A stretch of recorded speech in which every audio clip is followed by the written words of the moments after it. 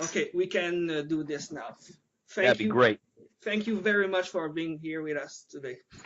Absolutely. Thank you for helping us get the word out. Thank you. Okay, first question. Uh, I feel like the wolves is a recurring theme, either in your lyrics or in album cover arts. I feel like this is somehow important or significant to you.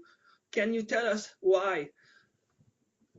With us, it's an animal we've always been drawn to for sure. Always been drawn to it. Um, we also think it's how would I say? It's he's a he's a predator and a survivor, and that's something that and hungry for survival, and that's kind of we kind of liken ourselves in that sense to that to the animal. Okay. Hungry survivors Yeah, yeah, searching for prey. that makes sense. Okay. Um, the song Succubus seems to me like a very personal song that was inspired by a true story. Can you tell us more about it? Yeah, it's If it's not too it was indiscreet, of course.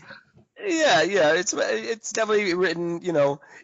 I had an ex girlfriend in mind when I wrote that. Yeah. Ah, that's what I And thought. at the same time, I also think everyone's been through that some sort of similar scenario, and I thought it'd be interesting to write about something like that because it's not your typical metal lyrics, and I thought but you could still write an intense song about something that actually does affect everyone, no matter what type of music they are into.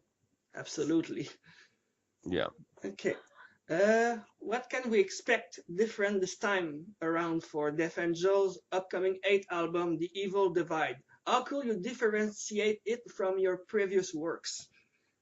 I think this one has probably the most cohesive songwriting of any of our records. It's got the viciousness and brutality of the last two, but the songwriting structure and just the songwriting has just grown significantly.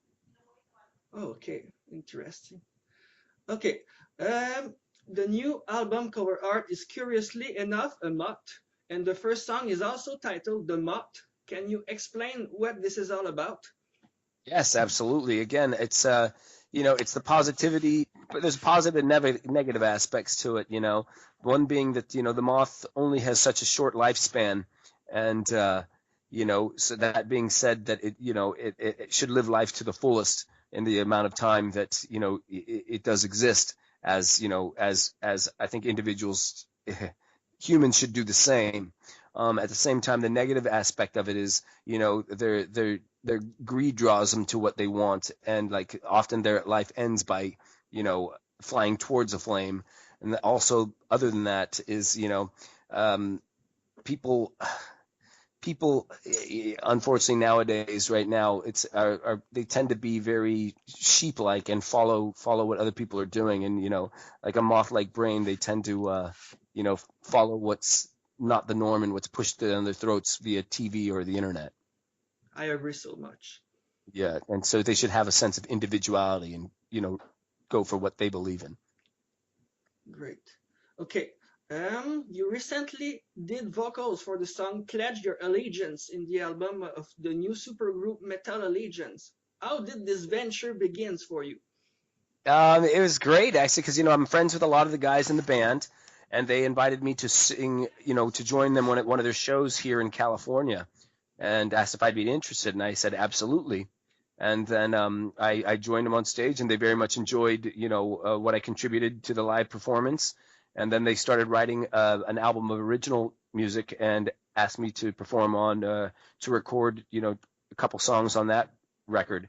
And I was very honored to be asked. And ever since then, I've been part of pretty much every live show they've done, and it's been pretty spectacular. I've been fortunate enough to get to go to Japan with them, Mexico City, west coast of the States here, and then very soon we're going off to do the east coast of the States. Cool. Okay. Yeah. We all know that the band broke up in the early 90s due to several issues, such as the famous bus crash. How did this Yes. how did this affect the band later on when you reunited? at 2001's Trash of the Titans. Will you say it made the band more mature in the end? Oh yeah, I think it's definitely unfortunately, it's something that needed to happen, and we also needed, and not the accident itself, but us getting time away from each other, because we all got to, we started this band so young, we didn't really get to experience anything much else, and this way we all got to grow apart, find ourselves, and grow as musicians. And when we came back to reform, we just had much better attitude towards what we were doing and a clearer vision, and everyone actually also grew as musicians as well. So it was something that our time apart needed to happen for sure. Yeah, it really shows. Thank you. My pleasure. The Dream Calls for Blood is a very inspiring song, but I just wonder, are the lyrics related to your philosophy towards getting back into music as a profession? It's in a sense, yes, but at the same time, I left the interpretation open as to anyone who's pursuing their dream, whether it be a musician, whether it be a fighter, a football player, anything of that nature. Anyone who's pursuing their dreams, it's just about all the sacrifices you'll have to make, and you have to persevere a lot of downs before you reach those highs. Okay, cool.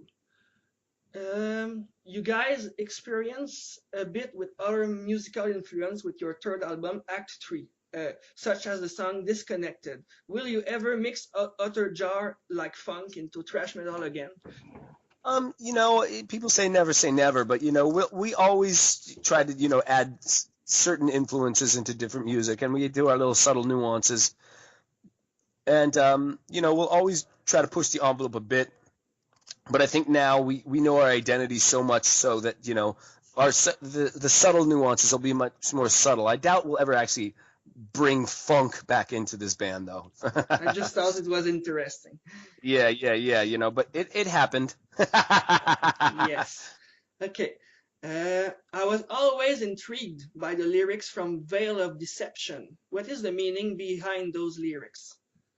Again, it's almost like one who doesn't, has a chance to live, but also has had a long life, but didn't live their life to the fullest. And looking back on their years in, her later years in life, looking back and realized she could have, experienced so much more and made so much more of her life and experienced, the beauty of being alive and, and realizing too late. So it's in a sense just telling people to not do that and take chances and take your life to the next level.